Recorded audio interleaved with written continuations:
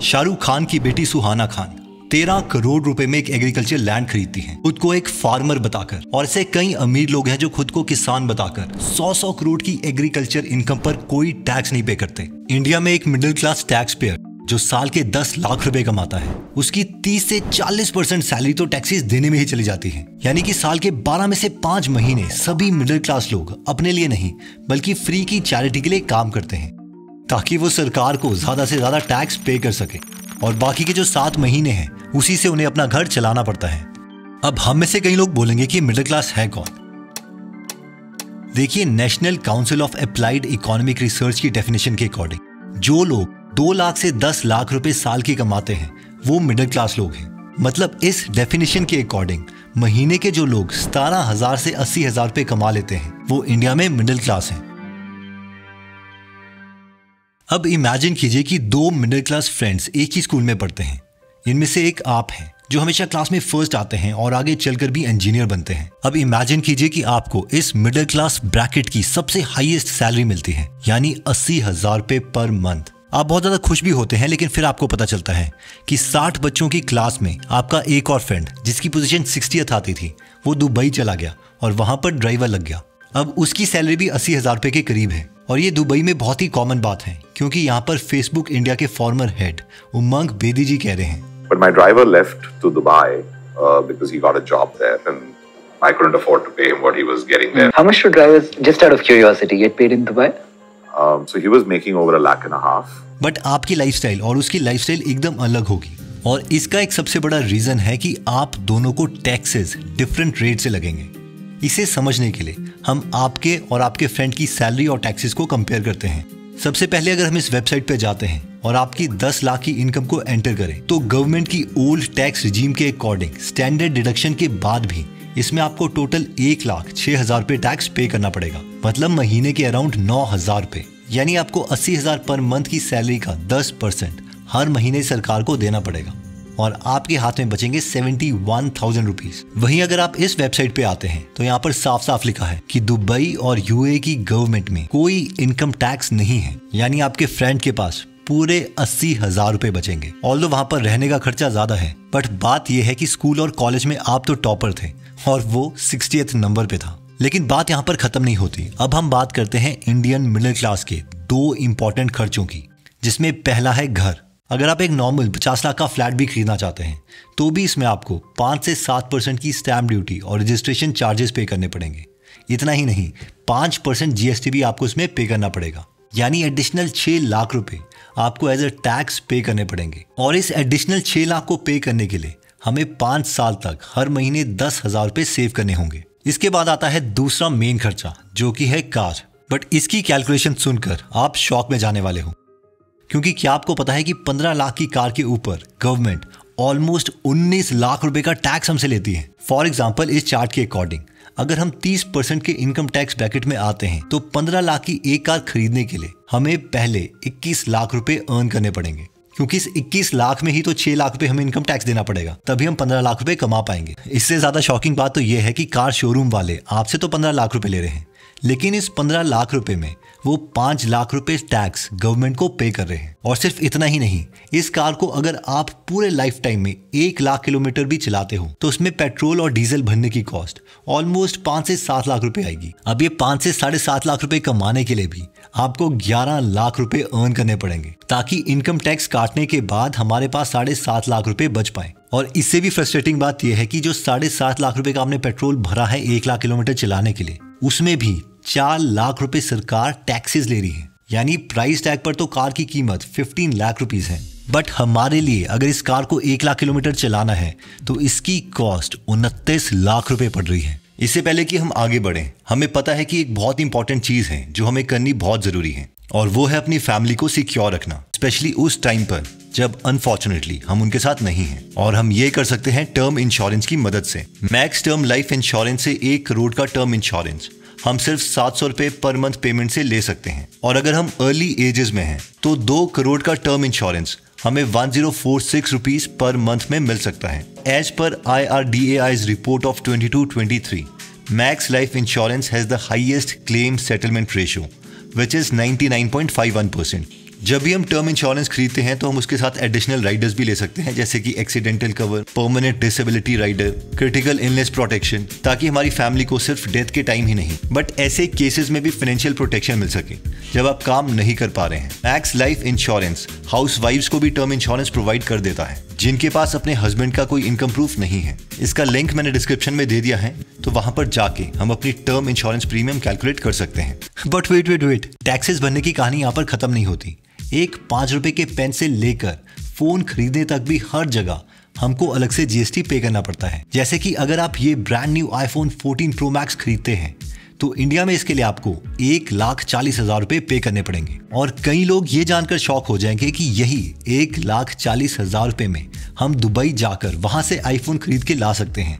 इसके बावजूद हमारे पास 10 से 15,000 रुपए बच जाएंगे। ऐसा इसलिए है क्योंकि दुबई में इसी सेम फोन की कीमत 1 लाख रुपए है और एडिशनल 20 से 25,000 रुपए दुबई में जाकर वापस आने का खर्चा है। और इंडिया में ये आईफोन इतना महंगा सिर्फ इसलिए है क्योंकि गवर्नमेंट इस पे ऑलमोस्ट 43,000 रुपीज एज टैक्सेस और ड्यूटी चार्जेस लेती है। और इस 43,000 में से एक बड़ा हिस्सा जीएसटी में जाता है, जो सबसे बड़ा मिडिल क्लास वेल्थ किलर है और काफी लोगों के लिए कंफ्यूजिंग और इलॉजिकल है। जैसे कि अगर हम जीएसटी रेट चेक करें तो यहाँ डायमंड जैसे लग्जरी और अमीर लोगों वाले आइटम पर सिर्फ 1.5% जीएसटी लग रहा है। वहीं मिडिल क्लास वाले लोग की डेली नीड्स वाली आइटम जैसे कि सोप या डिटर्जेंट, वहां पर हमें 18% जीएसटी पे करना पड़ता है। इस तरह से अगर हम रेस्टोरेंट में जाकर पिज्जा खाते हैं तो इस पिज्जा में हमें 12% जीएसटी देना पड़ता है। बट फनी बात तो यह है कि अगर हम इस सेम पिज्जा को रेस्टोरेंट से अपने घर डिलीवर करवाते हैं तो गवर्नमेंट इस पर हमें 18% जीएसटी चार्ज करती है। और ऐसे ही ये जीएसटी रेट्स अलग अलग आइटम्स पर अप टू 28% तक लग सकते हैं। यानी अगर हम इनकम टैक्स से लेकर अपने ग्रोसरीज पर लगने वाली जीएसटी तक को कैलकुलेट करें तो हमारी ऑलमोस्ट 40 से 50% इनकम गवर्नमेंट को टैक्सेस देने में चली जाती है। और अश्नीर ग्रोवर तो यहाँ ये तक कह रहे हैं कि इंडियंस साल के 12 महीने में 5 से 6 महीने तक गवर्नमेंट के लिए काम करते हैं। टैक्स पेयर है ना, वो चैरिटी कर रहा है देश में, उसको कोई बेनिफिट नहीं मिल रहा। एंड आप मेरे को एक बात बताओ ना, जब आपको पता है कि मैं 10 रुपए कमाऊंगा और 4 रुपए सरकार रख लेगी, आप उसको महीनों में गिनो। खटके की बात, 12 महीने में से 5 महीने आप सरकार के लिए काम कर रहे हो और ये सारा बोझ इंडियन मिडिल क्लास के लोगों को ही उठाना पड़ता है। जैसे कि एक डेटा के अकॉर्डिंग इंडिया के सैलरीड मिडिल क्लास लोग नॉन सैलरीड क्लास लोगों के मुकाबले 3 गुना ज्यादा इनकम टैक्स पे करते हैं। और इससे भी सरप्राइजिंग बात तो यह है कि 140 करोड़ की पॉपुलेशन में हमारे देश में सिर्फ 48 लाख यानी कि सिर्फ 0.3% पॉपुलेशन ही खुद की इनकम 10 लाख से ज्यादा शो करती है। और इतने टैक्स देने के बाद भी इंडियन मिडिल क्लास को इसके बदले में कोई फैसिलिटी नहीं मिलती। जैसे कि अगर हम इस ग्राफ को देखें तो इंडिया में सरचार्ज को इंक्लूड करके हाईएस्ट प्रोपोज्ड टैक्स रेट 41.3% तक हो सकता है। बट सिर्फ इंडिया ही नहीं बल्कि इसके अलावा फ्रांस, कनाडा और इंग्लैंड जैसे देश हैं जहां पर इनकम टैक्स रेट इंडिया से भी ज्यादा है। और फ्रांस में तो हाईएस्ट टैक्स रेट ऑलमोस्ट 60% है। बट एक तरफ जहां इन वेस्टर्न कंट्रीज में हाई टैक्स के बदले लोगों को ऐसे स्कूल्स, रोड्स और मेडिकल फैसिलिटीज मिलती हैं, वहीं दूसरी तरफ इंडिया में मिडिल क्लास लोगों को अपनी जिंदगी की ऑलमोस्ट आधी कमाई टैक्सेस में देने के बाद भी ऐसे स्कूल्स, रोड्स और हॉस्पिटल्स मिलते हैं। और जैसे कि इस वीडियो में हम देख रहे हैं कि यहाँ पर करप्शन इतना है कि हम जैसे नॉर्मल मिडिल क्लास लोगों को बेसिक से बेसिक गवर्नमेंट सर्विस के लिए भी हजारों रुपए का घूस देना पड़ता है, तभी जाके हमारा काम पूरा होता है। और जहां एक तरफ मिडिल क्लास लोगों को टैक्स एक पनिशमेंट ही लगती है जो उन्हें किसी भी हाल में देना है, वहीं दूसरी तरफ ज्यादातर रिच लोग कई सारे लीगल लूप होल्स के फायदे उठाकर ज्यादातर टैक्सेस को अवॉइड कर लेते हैं। जैसे कि हाल ही में एक न्यूज बहुत ही वायरल हो रही थी कि शाहरुख खान की डॉटर सुहाना खान ने खुद को एग्रीकल्चरिस्ट यानी कि फार्मर बताकर 13 करोड़ की जमीन खरीदी। बॉलीवुड के किंग खान की बेटी किसान बन गई है। काफी लोगों को काफी फनी लगेगा और उनका खुद को फार्मर बताने का रीजन प्रॉबेबली यही है कि इंडिया में एग्रीकल्चरल इनकम पर कोई भी टैक्स नहीं लगता है, भले ही ये इनकम करोड़ों में क्यों ना हो। सबसे सरप्राइजिंग बात तो ये है कि 2016 की एक आरटीआई इंक्वायरी में ये पता चला कि इंडिया में 8 लाख लोग ऐसे हैं जिनकी एवरेज एग्रीकल्चरल इनकम 83 करोड़ रुपए है। और 83 करोड़ तो यहाँ पर एवरेज इनकम है, टोटल इनकम तो लाखों करोड़ों की है जिस पर अगेन कोई टैक्सेस नहीं है। अब हम ये नहीं कह रहे कि फार्मर पर टैक्सेस लगाओ, बट यार 83 करोड़ रुपीस अगर आप कमा रहे हो तो क्या हमें कुछ भी टैक्सेस नहीं देने चाहिए? और अगर हम इन ट्वीट्स को देखें तो इंडिया का टैक्स सिस्टम इतना कॉम्प्लेक्स है कि सिर्फ मिडिल क्लास ही नहीं बल्कि नितिन कामत और किरण मजुमदार शॉ जैसे बिलियनर्स भी अपने ट्वीट्स में बता रहे हैं कि कैसे इंडिया के कॉम्प्लेक्स टैक्स सिस्टम के चलते कई सारे स्टार्टअप्स को फंड मिलने में इतनी प्रॉब्लम्स आई कि उन्हें मजबूरी में सिंगापुर और यूएई जैसे दूसरे देशों में शिफ्ट करना पड़ा।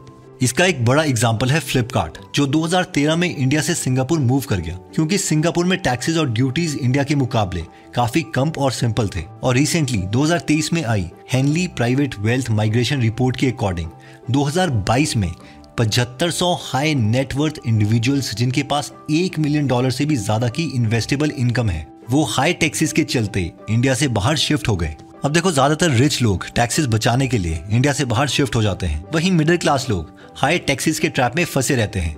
और अगर वो ज्यादा पैसे कमाने की कोशिश करते भी हैं तो गवर्नमेंट उनके ऊपर उनकी वेल्थ के हिसाब से और ज्यादा टैक्सेस लगा देती है। और मेरे ऑनेस्ट ओपिनियन के अकॉर्डिंग हम मिडिल क्लास टैक्स पेयर्स के पास अपने टैक्सेस कम करने की उम्मीद गवर्नमेंट से नहीं रखनी चाहिए, क्योंकि जहां यूएसए में 70% वोटर्स टैक्स देते हैं, वहीं इंडिया में सिर्फ 7% वोटर्स ही टैक्स पेयर्स हैं और 93% वोटर्स वो हैं जो कोई टैक्सेस देते ही नहीं। और कोई भी गवर्नमेंट हमेशा मेजॉरिटी वोट्स पर ही फोकस करती है and for this reason government पर डिपेंडेंट होने के बजाय कुछ सोल्यूशंस हैं जिनको यूज कर हम अपने टैक्सेस से बच सकते हैं। देखो यार, अब अगर आप सैलरी टैक्स पेयर्स हो तो हमारे पास टैक्सेस बचाने के लिए बहुत लिमिटेड ऑप्शंस हैं। For example, income tax act 1961 के अकॉर्डिंग सेक्शन 80C के अंडर हम 1.5 लाख रुपए बचा सकते हैं अगर हम पीपीएफ या इसी किसी सेविंग स्कीम में इन्वेस्ट करते हैं। और वहीं सेक्शन 80D के अंडर हेल्थ इंश्योरेंस लेने पर हम 25,000 रुपए अपने टोटल टैक्सेस में से डिडक्ट कर सकते हैं। ठीक इसी तरीके से सेक्शन 24B के अंडर अगर हम होम लोन लेते हैं तो इस होम लोन के इंटरेस्ट पर हमें अप टू 2 लाख रुपीस की टैक्स रिबेट मिल सकती है। और ये सारी बातें हर मिडिल क्लास एम्प्लॉयड को पता ही है, इसलिए एम्प्लॉय को तो ज्यादा रिबेट नहीं मिलेगी। लेकिन हाँ, अगर आप खुद का कोई प्राइवेट काम करते हैं और आपके पास कोई प्रोप्राइटरशिप फर्म है या LLP है या प्राइवेट लिमिटेड कंपनी है, तो हम इन लिमिटेड ऑप्शंस के अलावा कई ऐसे तरीके हैं जिससे हम लीगली टैक्स सेव कर सकते हैं। सबसे पहला मेथड आता है कि अगर हमारे फैमिली मेंबर्स को जेन्युइनली किसी जॉब की जरूरत है तो हम अपने बिजनेस के लिए उन्हें एक्चुअल में जॉब दे सकते हैं। अगर हम उनको जेन्युइन काम के लिए रीजनेबली सैलरी देते हैं तो हम लीगल तरीके से टैक्स सेव कर सकते हैं। फॉर एग्जाम्पल, अगर हमारी बिजनेस की टैक्सेबल इनकम 1 करोड़ रुपए है और हम अगर अपने फैमिली मेंबर्स को जॉब पर हायर करते हैं और एक फैमिली मेंबर को हम 7 लाख रुपए साल के देते हैं और ऐसे 4 फैमिली मेंबर्स को हम हायर करते हैं, तो इनकी टोटल सैलरी होगी 28 लाख रुपीस और हमारी taxable income 1 crore minus 28 lakh वो बनेगी 72 लाख रुपए। ठीक इसी तरीके से अगर हम अपने बिजनेस गोल्स को अपने पर्सनल ट्रैवल गोल के साथ अलाइन कर दे तो हम अपने ट्रिप को प्राइमरीली बिजनेस पर्पस के लिए यूज कर सकते हैं। और यहाँ पर इनकम टैक्स एक्ट के सेक्शन 37 के अंडर लीगली टैक्सेस हम सेव कर सकते हैं। फॉर एग्जाम्पल, इमेजिन कीजिए कि हमारी किसी हिल स्टेशन में बिजनेस मीटिंग है और हम अपने साथ अपने फैमिली मेंबर्स को भी लेके आते हैं क्योंकि वो तो हमारे बिजनेस में काम कर ही रहे हैं। और फाइनली जब हम अपने ट्रिप का मेन पर्पस यानी कि बिजनेस मीटिंग को पूरा कर लेते हैं तो हम बचे हुए टाइम में उस जगह घूम भी सकते हैं। And if for example travelling और होटल बुकिंग में हमारा टोटल 5 लाख रुपए का खर्चा आता है तो क्योंकि इस ट्रिप का मेन रीजन बिजनेस पर्पस था तो इसे एक्सपेंसेस कंसिडर किया जा सकता है और इस 5 लाख को अगेन हम एज एन एक्सपेंस दिखाकर 72 lakh minus 5 lakh which is 67 lakh rupees की टैक्सेबल इनकम बना सकते हैं। थर्ड, सपोज कि हमें बिजनेस पर्पस से अपने एरिया में काफी ट्रैवल करना पड़ता है और इसके लिए अगर हम कार बाय करने का प्लान कर रहे हैं तो इसे भी हम लीगली अपने बिजनेस का पार्ट दिखा सकते हैं। और क्योंकि कार एक डेप्रिशिएटिंग एसेट है यानी इसकी वैल्यू हर साल कम होती रहती है, तो इनकम टैक्स एक्ट के सेक्शन 32 के अंडर अपनी कार की डेप्रिसिएशन कॉस्ट को अपने टैक्सेबल इनकम से लीगली हम डिडक्ट कर सकते हैं। फॉर एग्जाम्पल, अगर आप 45 लाख की एक टोयोटा फॉर्च्यूनर खरीदते हैं तो इस पर हम हर साल 10% का टैक्स डेप्रिसिएशन क्लेम कर सकते हैं यानी कि 4.5 लाख रुपए, यानी कि ऑलमोस्ट अगले 10 साल तक हम 4.5 लाख रुपए इसमें से डिडक्ट करते रहेंगे एज एन एक्सपेंस। और हमारी टैक्सेबल इनकम यानी जिस इनकम पर हमें टैक्स लगना है वो 4.5 लाख रुपए से और कम हो जाएगी। और अपने बिजनेस के थ्रू हम सिर्फ डायरेक्ट टैक्सेस ही नहीं बल्कि इनडायरेक्ट टैक्सेस भी सेव कर सकते हैं। जैसे कि हाल ही में मैं अपनी मंथली ग्रोसरी खरीदने के लिए गया तो मैंने देखा कि 25 किलो के राइस बैग को जो मैं हर महीने बाय करता था अब वो पैक 26 किलो का बना दिया गया। और इसका आंसर ढूंढने के लिए जब मैंने इंटरनेट में थोड़ी रिसर्च की तो मुझे पता चला कि अप टू 25 kg के पैक पर फूड प्रोडक्ट्स पर गवर्नमेंट 5% का GST चार्ज करती थी। और इसे बचाने के लिए राइस सेलर्स ने बड़े ही स्मार्ट तरीके से इसकी क्वांटिटी 1 किलो बढ़ा दी, यानी वो 26 kg कर दी, ताकि उन्हें जीएसटी पर टैक्स ना पे करना पड़े। तो अगर आप इस नॉलेज का फायदा उठाना चाहते हैं तो आप इसको यूज कर सकते हैं। वैसे हमने टैक्स सेविंग सीक्रेट्स के बारे में डिटेल में और भी वीडियोस बनाई हैं, जिसे आप यहाँ क्लिक कर देख सकते हैं। देखिए, अगर टैक्सेशन पर लिखी गई हम इस बुक को देखते हैं तो इसमें बहुत ही कम पेजेस ऐसे हैं जिसमें ये लिखा है कि टैक्सेबल इनकम के बाद टैक्सेस कैसे कैलकुलेट करने हैं, और मेन फोकस सारा यही है कि वो टैक्सेबल इनकम कैसे कैलकुलेट करनी है, यानी वो इनकम कैसे कैलकुलेट करनी है जिस पर टैक्स लगे। और इस बुक के मैक्सिमम पेजेस सिर्फ इसी के ऊपर हैं, यानी ये सारे वो लूप होल्स हैं, या फिर आप ऐसा कहें कि गवर्नमेंट इन चीजों को प्रमोट करना चाहती है जिससे रिच लोग अपने टैक्सेस बचा सकते हैं। बट जैसे कि हमने बताया कि एक सैलरीड मिडिल क्लास इंडियन के पास काफी लिमिटेड टैक्स सेविंग ऑप्शंस होते हैं और वो टैक्सेस अपने कम होने के लिए गवर्नमेंट पर ही डिपेंडेंट रहते हैं। लेकिन सवाल यह है कि इतना टैक्स देने के बाद भी उन्हें कोई फैसिलिटी नहीं मिलती। सो भले ही हमारे टैक्स रेट्स हाई हों, पर गवर्नमेंट को भी इंश्योर करना चाहिए कि हमारे टैक्स रेट सिंपल हों, ईजी हों और मिडिल क्लास लोग को ऑनेस्ट तरीके से टैक्सेस भरते हुए उनमें कोई प्रॉब्लम ना आए, और साथ में एटलीस्ट स्कूल, रोड, हॉस्पिटल और वो सभी गवर्नमेंट फैसिलिटीज मिले जिसे वो जेन्युइनली डिजर्व करते हैं। देखिए, टैक्सेस के बारे में रॉबर्ट कियोसाकी ने अपनी book rich dad poor dad में काफी डिटेल में बताया है। तो अगर आप इसकी बुक हिंदी में सुनना चाहते हैं तो आप गीगल एप्लीकेशन डाउनलोड कर सकते हैं। यहाँ पर 200 से ज्यादा बुक समरीज फ्री में हिंदी में अवेलेबल है और हर संडे हम इसमें एक फ्री बुक समरी ऐड करते रहते हैं। अगर आप इस ऐप में इंटरेस्टेड हैं तो इसका लिंक मैं डिस्क्रिप्शन और फर्स्ट कमेंट में दे दूंगा। और हाँ, इस टैक्सेस की वीडियो अपने फैमिली ग्रुप में जरूर शेयर करें ताकि उन्हें भी पता चले कि 15 लाख की कार के लिए वो एक्चुअल में पे कितना कर रहे हैं। माइट भी वो इससे अपना डिसीजन चेंज कर दें। एनीवेज दोस्तों, अगर आप ऐसी नॉलेजेबल वीडियोस मिस नहीं करना चाहते तो सब्सक्राइब करने के बाद बेल का बटन दबाना मत भूलिएगा। जल्दी हम आपसे दोबारा मिलेंगे। जय हिंद।